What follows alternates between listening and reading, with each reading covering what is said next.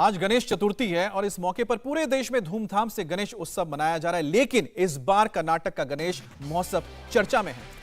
चर्चा का कारण ये कि हुबली के ईदगाह मैदान में गणेशोत्सव मनाया जा रहा है। कर्नाटक हाईकोर्ट के आदेश पर गणेशोत्सव का आयोजन यहां किया जा रहा है, लेकिन ये आयोजन इतना आसान नहीं था। इसको हाई कोर्ट, सुप्रीम कोर्ट का दरवाजा तक खटखटाना पड़ा था। दरअसल ईदगाह मैदान में पंडाल बनाकर गणपति की प्रतिमा को स्थापित जरूर कर दिया गया है। इसके लिए सुरक्षा के भी पुख्ता इंतजाम किए गए हैं और ये तस्वीरें भी आप देख रहे हैं। अब ये 4 तस्वीरें आपके सामने। और ये हुबली ईदगाह की तस्वीर है, जहां पर की इजाजत मिली है हाई कोर्ट से, जहां धूमधाम से गणपति उत्सव मनाया जा रहा है। ईदगाह मैदान में पंडाल लगाया गया है, उसमें भगवान श्री गणेश की प्रतिमा को स्थापित किया गया है। भगवान श्री गणेश की प्रतिमा का प्राण प्रतिष्ठा और उसके बाद पूजा अर्चना की जा रही है। पंडाल के आसपास सुरक्षा के पुख्ता इंतजाम किए गए हैं। गणपति उत्सव के मौके पर श्रद्धालुओं में जश्न का माहौल देखा जा रहा है, खुशी नजर आ रही है, आतिशबाजी वो कर रहे हैं और उसी से जुड़ी ये 4 तस्वीरें भी आप देख रहे हैं। तो ये तो आज की तस्वीरें हैं, लेकिन इससे पहले दरअसल कल, परसों और पिछले 2-3 दिनों से यहाँ क्या माहौल चल रहा था, क्यों भारी संख्या में पुलिस बल की तैनाती की गई है, वो जानना भी बड़ा जरूरी है। अब हुबली धारवाड़ के ईदगाह मैदान में गणेश पूजा का आयोजन किया गया है। यह आयोजन कर्नाटक हाईकोर्ट के आदेश पर हुआ है। दरअसल कल रात को 10 बजे अंजुमन ए इस्लाम कर्नाटक हाईकोर्ट पहुंची और ईदगाह में गणेश पूजा की हाईकोर्ट के पहले के आदेश पर रोक लगाने की मांग की, क्योंकि सुप्रीम कोर्ट ने बंगलुरु ईदगाह में गणेश पूजा की इजाजत नहीं दी थी, जिसके बाद इस मामले में दोबारा सुनवाई की मांग की गई। रात में करीब 1.5 घंटे तक इस मामले में सुनवाई चली और करीब आधी रात को कर्नाटक हाईकोर्ट ने यह साफ कर दिया कि हुबली ईदगाह में धार्मिक आयोजन किया जा सकता है, क्योंकि ईदगाह की जमीन को लेकर कोई विवाद नहीं है। ये जमीन हुबली धारवाड़ नगर निगम की है। हालांकि वक्फ बोर्ड की तरफ से कहा गया है कि ये जमीन उनकी है और जिसमें सरकार ने ये दलील दी थी अमित कि ये जमीन वक्फ बोर्ड की नहीं बल्कि सरकार की है। बिल्कुल। और कर्नाटक में 2 जगहों पर ईदगाह की जमीन पर गणेश उत्सव मनाने को लेकर विवाद हुआ। पहला बेंगलुरु के चामरापेटा ईदगाह का है, तो चामराजपेट ईदगाह, और दूसरा है हुबली ईदगाह। लेकिन हुबली ईदगाह में इजाजत मिली है, लेकिन चामराजपेट का जो ईदगाह है वहां पर सुप्रीम कोर्ट ने इजाजत नहीं दी, रोक लगा दी।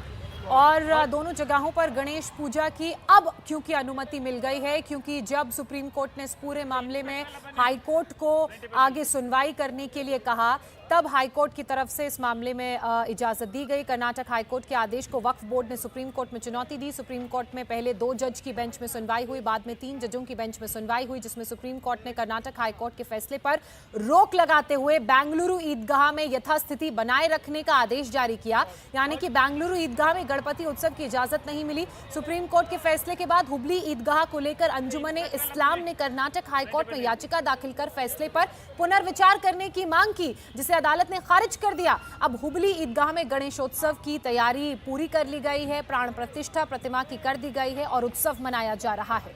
तो इस वक्त आप 2 तस्वीरें देख रहे हैं। एक तरफ बेंगलुरु की ईदगाह है, जहां पर इजाजत नहीं मिली, यहां पर इजाजत मांगी गई थी, लेकिन सुप्रीम कोर्ट ने रोक लगा दी और इसलिए वहां पर आप देख सकते हैं कि बड़ी तादाद में फोर्सेस को तैनात किया है कि कोई अप्रिय घटना ना हो। और दूसरी तस्वीर हुबली, जहां पर इजाजत मिलने के बाद इस वक्त यहां पर पूजा की जा रही है। दरअसल ये पूरा मामला ईदगाह की जमीन की मालिकाना हक को लेकर हुआ है। बेंगलुरु ईदगाह की जमीन पर वक्फ बोर्ड अपना दावा पेश कर रहा है, तो वहीं सरकार इसे राजस्व विभाग की जमीन बता रही है। सुप्रीम कोर्ट ने दोनों पक्षों से कहा है कि मालिकाना हक को लेकर कर्नाटक हाईकोर्ट के पास जाएं, जबकि हुबली ईदगाह की जमीन को लेकर अब विवाद नहीं है। साल 2010 में सुप्रीम कोर्ट ने हुबली ईदगाह की जमीन पर मालिकाना हक नगर निगम का बता दिया था, जिसके आधार पर कर्नाटक हाईकोर्ट ने कहा है कि जब जमीन ही नगर निगम की है तो ऐसे में कमिश्नर को अधिकार है कि वो इस जमीन का इस्तेमाल धार्मिक आयोजन के लिए किसको दे।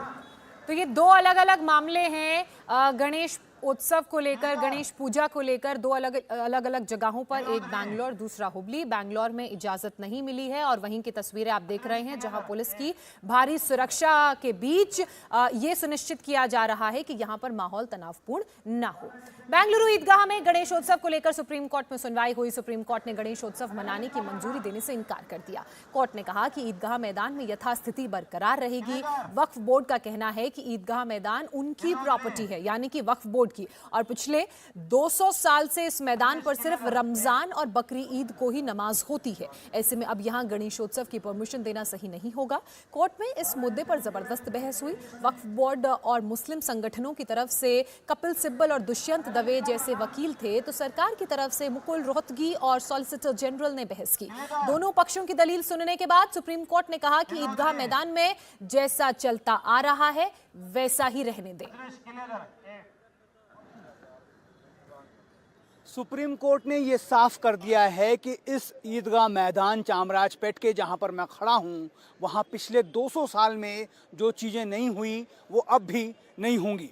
ये ईदगाह मैदान चामराजपेट का, आप पुलिस की सुरक्षा यहाँ पर देखिए, बहुत बड़ी तादाद में सिक्योरिटी को यहाँ पर डिप्लॉय किया गया है, क्योंकि इस बात को लेकर यहाँ पर तनाव था कि अगर ईदगाह मैदान में गणेश चतुर्थी की पूजा को अलाउ किया जाता है तो यहाँ पर तनाव के हालात उत्पन्न हो सकते हैं। हालांकि जो वक्फ बोर्ड है उसका ये दावा है कि सन 1850 से ये प्रॉपर्टी, ये मैदान, इसे ईदगाह मैदान का नाम दिया गया है, वो उनके पास है, इसका मालिकाना हक उनके पास है। साल में सिर्फ 2 दिन, एक ईद के दिन और बकरीद के दिन यहाँ पर एक सामूहिक नमाज अदा की जाती है। बाकी पूरे साल में ये मैदान बच्चों के लिए खेलने की जगह होता है।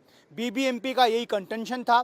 1974 में यानी 1974 में जब बीबीएमपी ने मेट्रोपोलिस सर्वे, एक शहर को नए तरीके से निर्माण करने का एक सर्वे जब किया था, उस वक्त बीबीएमपी की तरफ से ये कहा गया कि जब इस मैदान का सर्वे किया गया तब वक्फ बोर्ड या फिर किसी भी मुस्लिम संगठन की तरफ से इस ज़मीन के मालिकाना हक को लेकर किसी भी तरह की जो वहाँ पर पेशकश नहीं दी गई, कोई भी डॉक्यूमेंट रिकॉर्ड सबमिट नहीं किए गए।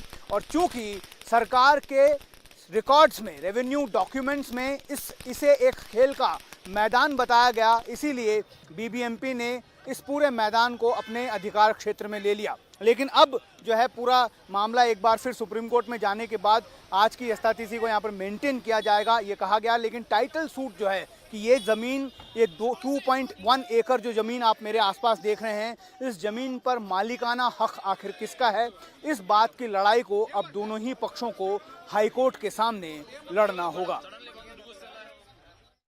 इंडिया टीवी हर वक्त हर जगह डाउनलोड करने के लिए सर्च करें India TV news Google play store या ऐप स्टोर पर।